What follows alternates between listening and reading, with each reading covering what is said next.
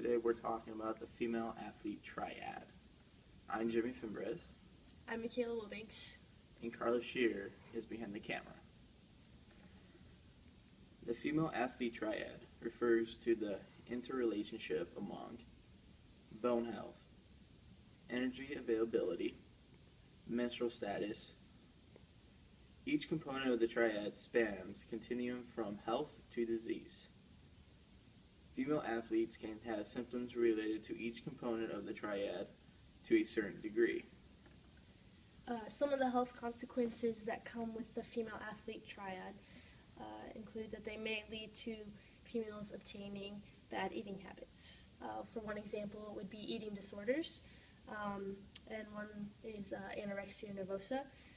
Basically with that, women would have a distorted view on their body image, basically where they're actually a healthy body type, but they see themselves as bigger than they actually are, and they tend to have an intense fear of gaining weight, so they're always keeping track of their calories and making sure they're not eating, if not eating at all.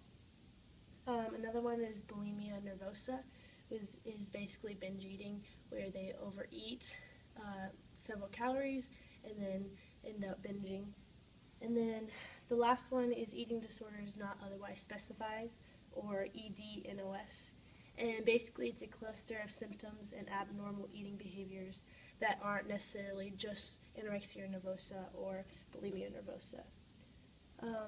Also, another health consequence would be disordered eating, anything that occurred with that, the inability to eat enough food, and amenorrhea or osteoporosis. Some of the signs and symptoms with the female athlete triad include pressure placed on female to maintain or achieve a low body weight, and we see that a lot in media, or just to be socially accepted. Prolonged periods of dieting, traumatic stressful event, or high levels of stress, and some of these would include stressful family event, injury, or loss of coach while they were trying to lose weight. Also frequent weight fluctuations and a sudden increase in training volume or intensity.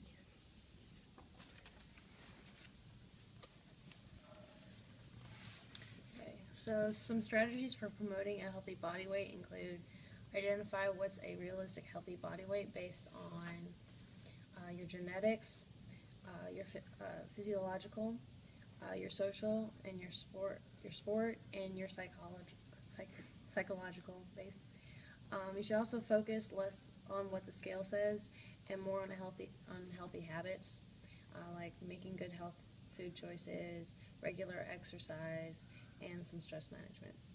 And setting some realistic weight goals consists of what is the last weight you could maintain without constantly dieting, what is the maximum weight that will reduce risk for chronic diseases, and what is the maximum weight for your height that would be acceptable.